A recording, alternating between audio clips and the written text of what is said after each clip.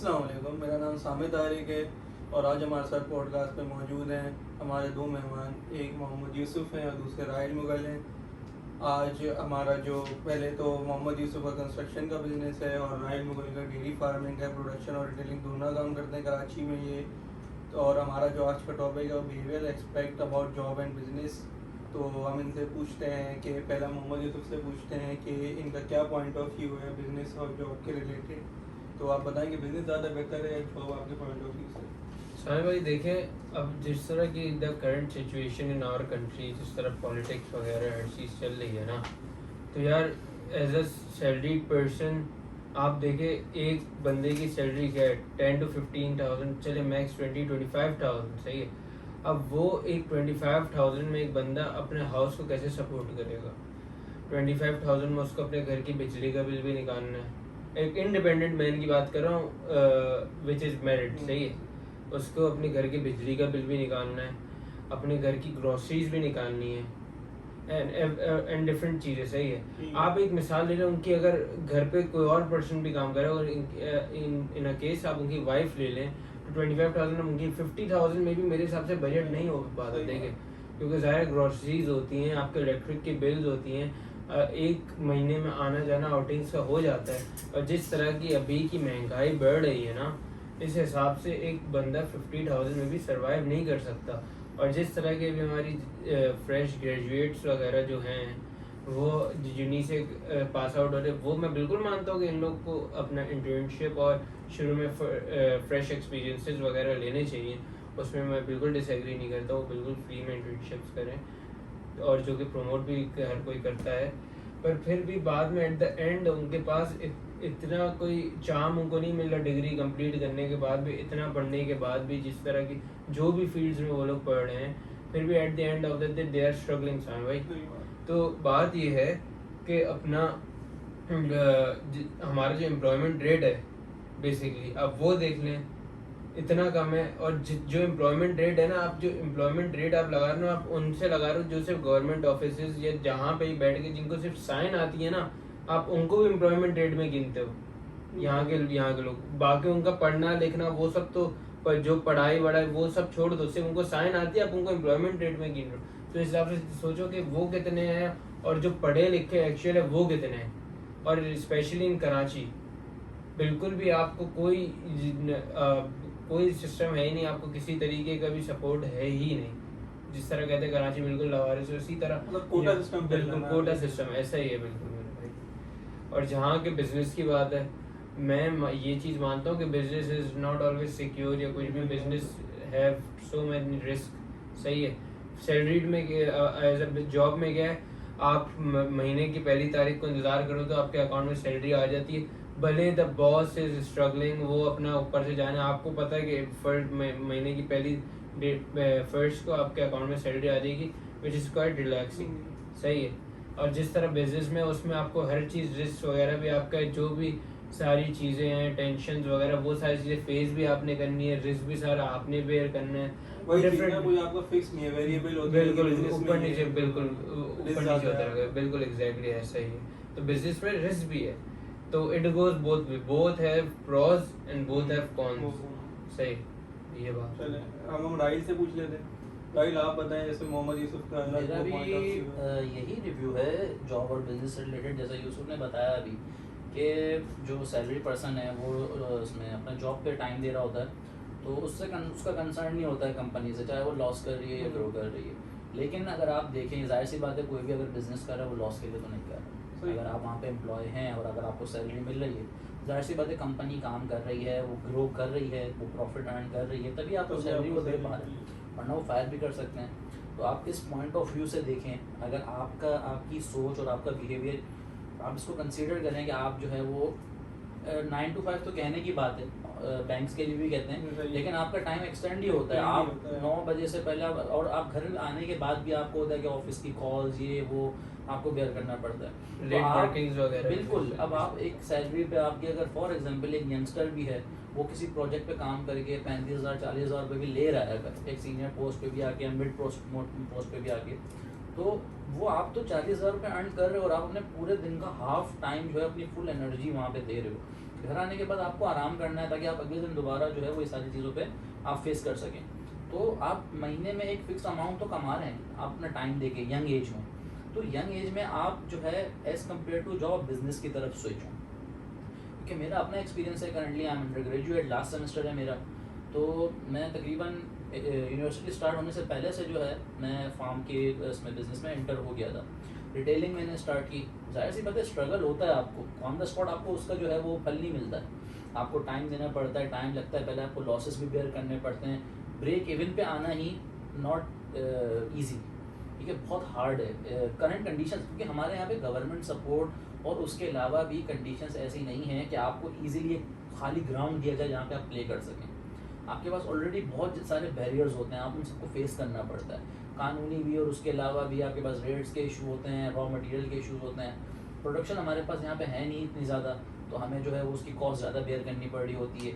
लेकिन इन दी and business का growth ज़्यादा है अभी के मुकाबले में, अभी के दौर में आफ्टर पेंडेमिक कोविड, जो उसमें जॉब्स करते थे मेजॉरिटी जो है वो अनएम्प्लॉयड हो गए थे, क्योंकि फिजिकल स्टोर्स बंद हो गए थे, फिजिकल बिजनेस हुए थे, लेकिन वो तो देखें वो कंडीशन में कोई बचा हुआ नहीं था, जो बहुत ही कोई फोरकास्टिंग करके बैठे हुए थे अपने लॉन्ग टर्म में, वो तो ग्रो कर रहे थे, और जो टेक्नोलॉजी के साथ चल रहे थे उनको कोई इफेक्ट नहीं हुआ इतना। अब करंटली जो है आफ्टर पेंडेमिक जब जॉब लॉस हुई थी सबकी, मेजॉरिटी जो है वो दोबारा जॉब्स की तरफ नहीं गए, उन्होंने जो है वो अपने किसी ने स्टॉल लगाया, किसी ने क्या किया है, ये बहुत ज़्यादा हुआ था बिल्कुल। तो कहने का मतलब ये है कि यंग एज जो है आप 40 के बाद आप इन चीज़ों पे नहीं दे सकते, और आफ्टर मैरिज आपको पास टाइम नहीं होगा इन चीज़ों को फेस करने के लिए। तो आपके पास अंडर ग्रेजुएट स्टूडेंट्स को यही चाहिए कि वो अपना जो फॉर्मेलिटी है जो आपको उसके लिए पूरा करना है, रिक्वायरमेंट है आपकी डिग्री की, आप इंटर्नशिप्स वगैरह करें, आप एक्सपीरियंस गेन करें, लेकिन आप वहाँ से लर्न करके जो है आप बिजनेस की तरफ मतलब आप बिजनेस की तरफ अपनी वो रखें ना। बिल्कुल, क्योंकि आज नहीं तो कल आपकी उसमें जो ग्रोथ है वो जॉब पे इतनी नहीं है, प्रमोशंस होते हैं वो भी एक फिक्स होते हैं, फिर आपको एक टर्म तक आपको आप इसमें नौकर ही होते हो, आपको एक टर्म तक जो है बिल्कुल आपको उस टाइम में आपको पूरा बेयर करना है। बिजनेस में आपके पास अपॉर्चुनिटीज़ होती हैं, आप ऑन द स्पॉट आपके पास 24 आवर्स हैं, आप 24 आवर्स में किसी भी अपॉर्चुनिटी को अवेल कर सकते हैं, कहीं भी ग्रो कर सकते हैं, और अपने माइंड सेट से, अपने डिसीजन से अपने काम को लेके चल सकते हैं। जाहिर सी बात है रिसर्च प्लानिंग इसमें बहुत ज़रूरी है, ऐसी बिजनेस नहीं होता कि आप उठे और आया अपने काम शुरू कर दिया, ऐसा तो हर कोई कारोबार करने लग जाए। जॉब का करने की यही है कि जो खुद डिसिप्लिन में नहीं होते हैं या उनको इतनी ग्रोथ इन्वेस्टमेंट के इश्यूज हैं, लेकिन विदाउट इन्वेस्टमेंट भी आप चाहें स्लो प्रोसेस से ग्रो कर सकते हैं, आइडियाज़ हैं, काम करने वाले होने चाहिए, हो जाता है। अच्छा हमारे देखिए सॉरी टू कट, हमारे जिस तरह के यंगस्टर्स है आज की जो जनरेशन जी हम लोग जो बेसिकली कहते हैं हमें, हम लोग के अंदर एक जुनून कह लो या होता है कि यार हमें अपनी खुद की कमाई करनी, ये चीज़, और एक हम लोग के अंदर ये मोटिवेशनल चीज़ भी है कि खुद की कमाई करनी, खुद की, और ये एक परफेक्ट एज होती है कि आप अपने बिजनेस भले प्लान आउट करें, हर चीज़ के। मैं ये नहीं बोलता बिजनेस कामयाब होगा, आपको हर चीज़ हर दफ़ा कोई ना कोई चीज़ ज़रूर सिखा के जाएगी आपको, ये दुनिया का एक आपको एक फिजिकल लाइफ एग्जांपल्स आपको मिलेंगी। हम जो चीज़ें, एक मिसाल है यूनी या कहीं पे पढ़ते हैं, वो सारी चीज़ें किताबों और उन सब चीज़ों में सिनेरियोज में, जब आप एक फिजिकली फील्ड में उतरते हैं ना, वो तो एक बिल्कुल एक डिफरेंट एक्सपोजर है, वहाँ पे आपको चीज़ें बहुत सारी सीखने को मिलती है। और एज ए यंगस्टर्स हम लोग को अभी इस तरह चीज़ें डेवलप करनी चाहिए, और अभी से यानी बिजनेस में बिल्कुल घुसना और जाना चाहिए। भले आज आपको वो चीज़ फ़ायदा नहीं देगी, but at a certain time आपको कुछ ना कुछ तो नज़र आएगा कि आप किसी चीज़ में किस तरफ जा रहे हो या कुछ भी करो। और आज के ज़माने जिस तरह हम इस स्टेज में, हमारे कंट्री जिस तरह चल रहा है ना, और जिस तरह का हमारे बिजनेस साइकिल्स वगैरह चल रहे हैं, ब्रेक इवन अगर आप फॉर द नेक्स्ट 6 मंथ्स या 4 मंथ्स भी अगर आप ब्रेक इवन पे भी जा रहे हो ना, ये एक बहुत अच्छी बात है, एक बहुत अच्छी बात है। प्रॉफिट तो छोड़ दो, ब्रेक इवन पे भी अगर आप जा रहे हो तो आप मैं एक जानना चाह रहा था यूसुफ से कि कराची में आप कंस्ट्रक्शन और प्लॉट्स वगैरह के बिज़नेस को कैसे देखते हैं, एंट्री लेवल पे क्या उसके पास इन्वेस्टमेंट होनी चाहिए, एंड अदर थिंग जो एक अब सबसे बड़ा इशू जो हाईलाइट हुआ वो नस्ला का हुआ था। बिल्कुल। उसके बाद आप क्या देखते हैं कि उसके बाद तो जो बायर्स भी हैं उस तरफ काफ़ी जो है उन्होंने ब्रेक दिया है। हम्म। हर कोई अब बोल रहा होता है कि यार कैसे कंफर्म करें, क्या करें, तो इन सब चीज़ों का आप जरा बताएं कि आपकी फील्ड में क्या है सारा बिल्कुल right। ऐसा बायर और ऐसा ऐसा सेलर, seller। मुझे दोनों का सारा Right। समझाएं। अच्छा, अब मैं आपको एज ए सेलर पहले कंसिडर करके बताता हूँ राइट भाई। अब देखें, कोई भी फील्ड हो, ये तो आप भी बेहतर समझते, भले सिर्फ अपना बिल्डर्स की फील्ड नहीं, कोई भी फील्ड हो, एक बंदे को सबसे पहले उस फील्ड की नॉलेज होनी चाहिए। अब बिजनेस आप स्टार्ट कर रहे हो, बिल्कुल। आपको ABC ही नहीं पता, तो आप उस बिजनेस में आगे कहाँ किस तरफ जाओगे कुछ भी नहीं पता। ऐसे ही है। अब मेरा जिस तरह एक दोस्त है, उसने इसी चीज़ में यानी जिस बिल्डर में, वो एक सिर्फ स्टेट पे जाके 2 साल सिर्फ बैठता रहा। मुझे कुछ, मैं ये बोल रहा हूँ, मैं ये उस टाइम पे जाहिर है मैं भी उसकी एज का हूँ, मैं कह रहा हूँ भाई आप करे क्या रहो, अपना टाइम वेस्ट क्यों करो, इससे बेहतर किसी और चीज़ में लगे। वो सिर्फ 2 साल स्टेट में बैठता रहा, सीखता रहा चीज़ें है क्या, कौन सी चीज़ क्या है, किसका क्या कनेक्शन है, किधर कोई मसला हो तो किस चीज़ पे जाना है, बेसिकली सारी चीज़ें वो समझता रहा। 2 साल बाद उसने आगे शुरू किया, और मैं लिटरली बताऊँ, मुझे उम्मीद थी उसका पहला प्रोजेक्ट ही माशाल्लाह से बहुत बेहतरीन हुआ। इसी तरह मैं आपको बताऊँ कि अब एज अ सेलर जो है, आपको सबसे पहले बताना चाहिए कि एक मिसाल, एक एग्जांपल, एक एरिया, आप कुछ टाइम से गुलिस्तान जौहर को एक मिसाल है देखें, वहाँ पे बहुत तेज़ी से डेवलपमेंट हो रही है, हाई राइजेस, बाकी डिफरेंट ईटरी चीज़ें जो भी हैं, अपना बड़े बड़े M&E कंपनीज वगैरह वहाँ पर स्टेप डाउन कर रही हैं, अच्छे खासे फूड स्ट्रीट्स बन गई हैं। और जौहर आप जब भी जाके देखें ना, आपको वो लगेगा कि वो कभी जगह यानी सोती नहीं है, बेसिकली यहाँ सोती नहीं है, और सायमा हर कोने पे होगा। हाँ सायमा हर कोने होगा। हाँ ये है। हाँ, तो अब देखें, अब सायमा बिल्डर्स से भी हम लोग एसोसिएटेड हैं, जो भी सारी चीज़ें हैं। अब आप ये देखें, वो सायमा बिल्डर्स कोई वो इतनी बड़ी इन्वेस्टमेंट, हाई राइज एक बहुत बड़ी अरबों रुपए की इन्वेस्टमेंट होती है और बहुत कोई आगे की चीज़ होती है। वो सायमा पागल तो नहीं कि वो जौहर में जाके आपको प्रोजेक्ट पे प्रोजेक्ट खोल के दे ही रहा है।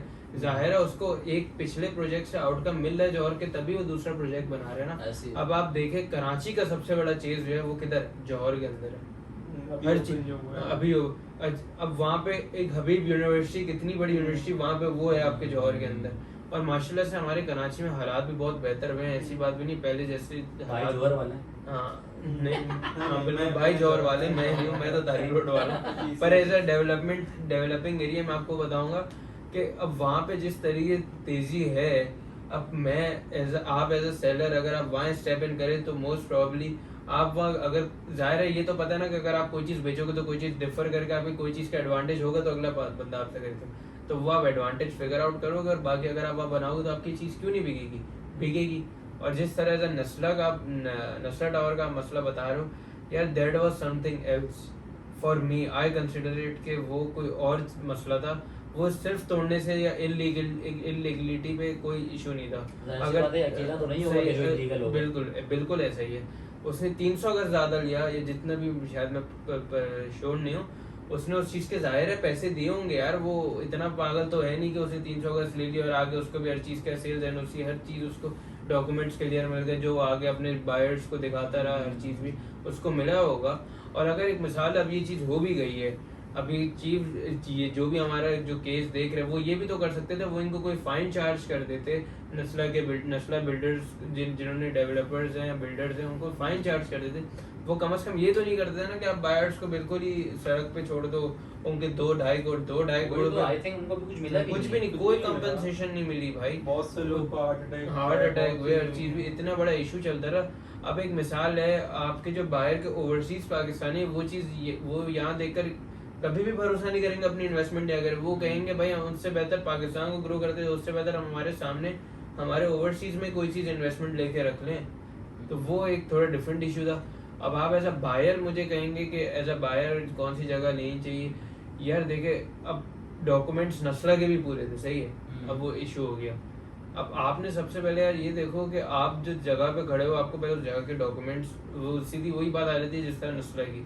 अब ये होता है कि अब आप स्कीम 33 देखो ना, स्कीम 33 बहुत जल्दी से ग्रो कर रहा है वहाँ पे एक टाइम पर, और अभी भी बहुत सर्टेन एरियाज पे डबल फाइलिंग के सीन है। आपने भी फाइल ली हुई है, मैंने भी फाइल ली हुई है, हमें पता ही नहीं ओरिजिनल फाइल किसकी है मेरे भाई, हम दोनों आपस में कोर्ट में केस लड़ रहे हैं, पता चला वहाँ पे कोई और बंदा जिसने तीसरी फाइल भी ली हुई है।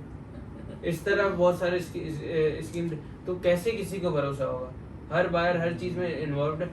इसीलिए आपको चाहिए कि आप जहाँ पे भी जाते हैं आप उनके स्टेट पे जाए, पूरी अपनी, आप एक चीज़ पैसे दे के ले रहे हैं तो आप उसको पूरी चीज़ें अपनी तसल्ली, आप फ्री में तो नहीं ले रहे ना, आप 100 क्या आप लाख सवाल करो यार, आप उससे ये चीज़ क्या है, ये चीज़ क्या है, 1000 दफ़ा जाके आप देखो, हर चीज़ की कंफर्मेशन करो, क्योंकि वो चीज़ तो आपका हक है ना, आप पैसे दे रहे हो, पैसा तो आपका खुद का मेहनत का कमाया हुआ है ना। कल करा को जगह टूट जाएगी, फिर हम लोग फिर यही बोलते रहोगे यार डॉक्यूमेंट्स तो असली थे ये वो, पर कुछ चीज़ें आपने आप बाय द अपने एंड से श्योर करनी होती है मेरे भाई। लेकिन इन द एंड तो आपका यही पॉइंट ऑफ व्यू लग रहा है, मेरा बिजनेस आपको ज़्यादा बेहतर लगता है। बिल्कुल तो ऐसे ही। जॉब का, लेकिन मैं नहीं, मैं ये नहीं कहूँगा जॉब कि में बोनस वगैरह होते हैं बिल्कुल, आपके साल बिल्कुल, की हर चीज़, business- लेकिन टेंशन फ्री होती है। मैं आपको बिल्कुल। आप दोनों ये कह रहे बिल्कुल, हैं, अभी आप बिल्कुल। बिजनेस के इतने मसले बताए इन्होंने, बिल्कुल। हर चीज़ बताई, देखेंगे लीगल, मतलब एक दिन में खत्म हो जाता है। अभी जैसे आपके सामने चाहिए देखिए था, जॉब आग में भी लगे, मसले हैं, कुछ भी ऐसा नहीं है पता। कि अगर आपको फायर कर किया जा हाँ, सकता ये है, बिल्कुल। आपकी परफॉर्मेंस अप टू डेट होनी चाहिए। जब आप कंपनी में परफॉर्मेंस दे रहे हैं तो अपने बिजनेस पे परफॉर्मेंस दें अपनी पूरी। भाई इसी तरह ये प्रॉस एंड कॉन्स है। देखो जॉब में आपकी ऐसी बहुत लोग, बहुत फैमिलीज की थिंकिंग होती है कि भले वो लोग कहते हैं हम कोई टेंशन नहीं चाहते बिजनेस जैसी, हम भी चाहते हैं जॉब करें, महीने की फर्स्ट को आ जाए सैलरी अकाउंट में डेबिट होकर सुकून है। वो हमारे लिए बहुत से लोग ज़्यादातर ये करते हैं, बहुत से लोग यार ये थिंकिंग वो होती उनका behavior है, है। बहुत से लोग की बिजनेस से बहुत से लोग घबराते हैं, बहुत से लोगों की साइकी इस तरह की नहीं होती कि Risk चलो नहीं लेना risk- चाहते। risk नहीं पैसा लेना होता है, चाहते। investment के भी होती है, वो उनके पास लोग नहीं डरते करते। डरते इस चीज से बहुत बहुत सारे हैं। बिल्कुल डरते हैं यार, ऐसी बात है। ये जैसे ही मोहम्मद यूसुफ ने बताया कि उनके कैसे चैलेंजेस फेस हुए कंस्ट्रक्शन के बिजनेस में, तो इसके बाद बताइए कि आपको डेयरी फार्मिंग के बिजनेस में क्या चैलेंजेस फेस करने होते हैं? क्योंकि देखिए हर चीज़ में फेस आपको चैलेंजेस तो फेस करने पड़ते हैं यार अब बेसिकली आप ये हाँ। देखें ना, वहाँ पे अक्सर कहते हैं दूध में मिक्सिंग है, हाँ, पानी मिक्स कर देना, बिल्कुल, बिल्कुल। अब इस तरह के रूमर्स होते हैं ना, वैसे हाँ, बुरा नहीं मानिएगा अगर मैं इस तरह नहीं, कह रहा हूँ मेरे नहीं, भाई। ये बिल्कुल आपकी सही बात है। देखिए ये चीज़ आप हेल्थ के नाम पे ही बेच रहे हो। आप दूध जो इस्तेमाल करते हो, आपको मेजॉरिटी मेडिसिन ऐसी होती हैं जो आपको डॉक्टर खुद कहता है कि आप दूध के साथ लो। तो अगर आपका दूध ही सही ना हो जो आप कंज्यूम कर रहे हैं, मेडिसिन भी दूध के साथ पियो, हाँ, बिल्कुल। अक्सर क्योंकि वो मैदे का मसला हो जाता है, आपको ताकत के लिए जो है वो दूध यूज़ करना पड़ता है। अब यहाँ पे जो मेजॉरिटी क्वेश्चन ये आता है कि यार पैकेट मिल्क यूज़ किया जाए या हम जो है खुला दूध यूज़ करें। तो अब मैं सिर्फ खुले दूध का काम करता हूँ, मेरा प्रोडक्शन है, सब कुछ है। मैं खुद जो है आगे अपने बिजनेस लाइन में मेरा मॉडल भी बना हुआ है पूरा कि मैं उसको ग्रो करूँगा, लेकिन मैं ऐसा प्रिजर्वेटिव्स पे नहीं आऊँगा। तो मैं आपको उन दोनों का डिफरेंशिएट बताता हूँ। और हाँ, आपका मेन क्वेश्चन कि पानी मिला हुआ है, मिलावट है, क्या है। देखिए अभी के जो आप दौर में है ना, पहले साइलेंट कर दे, कोई मसला नहीं, खैर पॉडकास्ट है। शुरू से करो। अबे ये शुरू से करो। अबे तो नहीं होता बीच में से, एक कुछ- तरफ कर दे भाई। अबे तू हाँ। हंसा नहीं करना। अबे बजा ना, तू यूं उठा के देख लेता बस और क्या। तुम हंसे हो, मैंने अबे तो तू हंसा है। मैंने पहले भी मेरे कर दिया। सामने तो तो तू अपनी शक्ल तो नहीं देख सकता ना। 3, 2, मेरी शक्ल देख के हंसी आ रही है। and we kept rolling। जी राय, अब हम आपसे पूछते हैं, हमने मोहम्मद यूसुफ से पूछते हैं क्या चैलेंजेस फेस हुए इनको। तो आपको भी चैलेंजेस फेस हुए होंगे, सीधी सारे डेयरी Dairy फार्मिंग farming। होंगे, हर चीज़। अब जिस तरह लोगों के अक्सर रूमर्स होते हैं दूध के अंदर पानी मिक्स कर देना, ये डिफरेंट चीज़ें, और यानी हाइजीन को प्रॉपर क्रिएट नहीं हुई भी, डिफरेंट चीज़ें। आप बुरा नहीं मानिए कि मैं आपको इस तरह कह रहा हूँ, नहीं, क्योंकि नहीं, रूमर्स ये- हम ये सुनते हैं ना बेसिकली। ऑथेंटिक क्वेश्चंस नहीं है, क्योंकि देखें हेल्थ के नाम पे जो है वो दूध यूज़ होता है। जाहिर सी बात है, आप दूध कंज्यूम क्यों करते हैं? रॉ दूध मिल्क की बात कर रहा हूँ कि आप जो दूध पीते हैं, सब प्रोडक्ट्स उससे बनती रहती हैं, वो अलग कैटेगरी आ गई। बेसिक जो आपका मिल्क है वो आपका जाहिर सी बात है वो ओरिजिनल होना चाहिए, प्योर होना चाहिए, वो फ्री फ्रॉम प्रिजर्वेटिव्स होना चाहिए, और अदर उसमें स्टीरॉइड्स वगैरह नहीं होने चाहिए, और हेल्दियर होना चाहिए। जाहिर सी बात है। जिन चीज़ों से पाक होगा तो वो हेल्थी होगा। अच्छा, आपका मेन क्वेश्चन जो यहाँ के लोग ज़्यादातर हर किसी के मुंह पे ये होता है कितना पानी मिला हुआ है दुकानों पे, क्या है क्या नहीं है। ये देखें अभी के जो आप दौर में रह रहे हैं ना, आप इजीली अपने जहाँ से आप बाय करते हैं शॉप से मिल्क, आप उससे क्वेश्चन करें मुझे मिल्क जो है वो आपने टेस्ट करवाएं, या आप अभी नहीं है तो आप मुझे टेस्ट करवा के अपने मिल्क जो मैं आपसे बाय करता हूँ, जाहिर सी बात है वो आपसे प्रॉफिट ले रहा है, ठीक है, वो आपसे कमा रहा है, तो आप उससे क्वेश्चन कर सकते हैं। और अभी के दौर में लेबॉर्ट्रीज़ हैं, मैं खुद काम करता हूँ, मेरी रिटेलिंग का भी काम है, प्रोडक्शन का भी है। मैं अपने दूध की खुद टेस्ट करवा के उसकी रिपोर्ट दुकान पे लगाता हूँ। उसमें आपकी रिपोर्ट में सारी न्यूट्रिशंस आ जाती हैं, इवन आपके दूध में कितना पानी मिला है, कितना नहीं है, ठीक है। मैं आपको उसका भी जो है वो आपको रिपोर्ट भी मैं शो करवा दूंगा। तो इसका ये है कि आपका एक क्वेश्चन तो यहाँ पे सारा मसला हल हो जाता है कि आप जहाँ से बाय करते हैं वहाँ का आप जो है आप चलें, वो आपको नहीं करके दे रहा, ठीक है वो आपको नहीं दे रहा रिपोर्ट, आप दूध लेकर आएँ, आप भैंस कॉलोनी में, उसके अलावा भी आप नेट पर सर्च करें सेंट डेयरी लैब के नाम से हैं, आप वो दूध का सैंपल लेके जाएँ, वहाँ आप टेस्ट करवा दें, ठीक है। क्योंकि आप तो जाहिर सी बात है फार्म्स वगैरह पे आप डायरेक्ट जाके नहीं पहुँच सकते, आप यहाँ पे हैं शहरों में रहते हैं, तो आप जो हैं वो उस दूध का टेस्ट करवाएं, आपको पता चल जाएगा कि आप जहाँ से बाय कर रहे हैं वो ऑथेंटिक मिल्क है या नहीं है।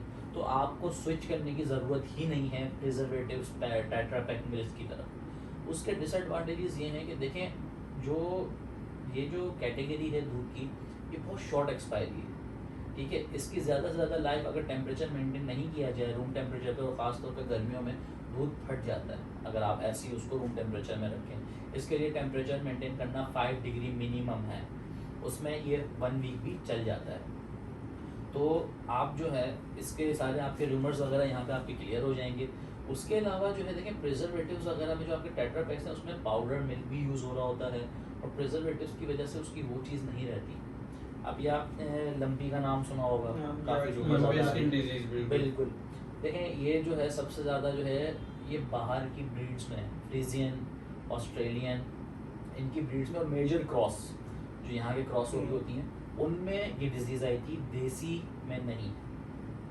दूसरा पॉइंट ये कि ये भैंसों में नहीं है, सिर्फ और सिर्फ गाय में है। ये सबसे बड़ा रूमर था कि न्यूज़ पे इन्होंने हवा चला दी कि यार दूध ही जो है उसमें लंपी डिजीज़ आ गया है जानवरों में। इसमें आप लोग को भी काफ़ी डाउनफॉल और काफ़ी लॉस हुआ होगा। मीडिया पे जब न्यूज़ चली तो उसके बाद तो काफ़ी मसले मसाइल आए, तो बिल्कुल उसके अवेयरनेस के लिए जो है फार्मर्स वगैरह इतने एजुकेट नहीं होते, लेकिन फिर भी वो ओपन वहाँ पे खुद कैंप्स लगा के खुद दूध पी के दिखा रहे थे। यार अगर गलत है तो फिर हमें सबसे पहले असर हो, हमारे बच्चों को असर हो। तो ऐसा कुछ भी नहीं है। और आप इसकी फिजिकल हेल्थ रिपोर्ट निकालें, कोई भी डेथ नहीं हुई, कुछ भी नहीं हुआ, ठीक है। क्यों? क्योंकि जब ये बीमारी हुई थी, जिस जानवर को होती है कुछ भी होता है वो दूध से वैसे ही हट जाता है। वो फॉर एग्जांपल 8-10 किलो दूध भी वो टाइम का दे रहा है, वो 1-2 किलो दूध पर होगा, उसका दूध काउंट ही नहीं होगा, ठीक है। जब तक उसका वो और उसका जो लंपी का है वो टाइम ड्यूरेशन तो कंप्लीट होगा, उसके प्रिकॉशंस, उसके साइड इफेक्ट, हाँ जो उसके मेडिसिन वगैरह, जो उसको जैसे कोविड का इलाज नहीं आया था, दूसरे मेडिसिन के थ्रू उसको हम जो है वो क्योर करने की कोशिश कर रहे हैं। बेसिकली हम तो यही सोचे जब कोविड आया था तो हम तो यही अक्सर पैराडॉल सिखा रहे थे कोविड में, बल्कि पैराडॉल उसके प्रेशर उसको क्योर करने के लिए आप प्रिकॉशंस ले रहे थे।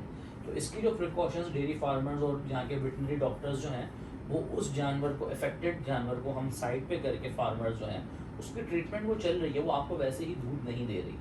और दूसरी बात मैंने आपको बताई कि जो मेजर क्रॉस है और सिर्फ गाय और बाहर की ब्रीड, ये उसमें मसला आया है और किसी में मसला नहीं है। अपॉर्चुनिटीज़ आपने मुझसे क्वेश्चन किया कि हमारे डेयरी बिजनेस के काम में अपॉर्चुनिटी कैसी है। देखिए रिस्क तो बहुत ज़्यादा है, ठीक है, क्योंकि ये जानदार काम है as compare to other businesses. ये जानदार काम है, लिविंग थिंग है, आपका कंट्रोल एज सच इतना नहीं होता। आप प्रिकॉशंस पे चलते हैं, आप सब चीज़ें करते हैं, लेकिन आपका कंट्रोल इतना नहीं होता उस रिस्क में। आपका इसमें 1 यूनिट जब आपका एक जानवर भी आपका ज़्यादा, तो आपका लॉस बहुत ज़्यादा है, आपको बेयर करना पड़ता है। लेकिन इसके आप जो हैं वो प्रॉपर एक्सपीरियंस या प्रॉपर आप अपने फार्म में लोग कॉस्ट कटिंग करते हैं, आप प्रॉपर जो है वो वेटनरी डॉक्टर एक हायर करके रखें जो प्रॉपर अभी देखें टेक्नोलॉजी का दौर है, अभी आपके पास इनकी मशीनरी आ रही है, सब कुछ आ रहा है जो इनके एवोल्यूशन आए जा रहा है। बिल्कुल आप इनको प्रॉपर केयर कर सकते हैं इनकी, और इनके जो है वो न्यूट्रिशंस जो होते हैं मेन जो है इनके दूध में कितनी पावर है, कितने ये इनकी मिल्किंग कितनी, एक जो जानवर की गुंजाइश है वो कितना दे सकती है, आप उसको उस लेवल पे आ सकते हैं अगर आप इनकी न्यूट्रिशंस प्रॉपर रखें। तो दोबारा बात वही आ गई कि आप प्रॉपर इसकी प्लानिंग रिसर्च करें, आप प्रॉपर टेक्नोलॉजी, और आज के दो आप देसी पे ना चलें। अगर आप आज हम लोग जो पढ़े लिखे हैं, हमारी जनरेशन, अगर हम इस कारोबार की तरफ स्विच होना चाह रहे हैं, कोई भी आना चाह रहा है, तो वो प्रॉपर रिसर्च रखे, टेक्नोलॉजी के साथ इसको कंबाइन रखे, तो इसमें ग्रोथ है, इसमें प्रॉफिट मार्जिन भी आपका 40 to 45% है। अच्छा, ठीक है, रियली गुड यार। हाँ, आप पर डे में आप जो इसकी जो प्रोडक्शन करते हैं दिन में 12-12 घंटे के हिसाब से आपका दूध निकलता है।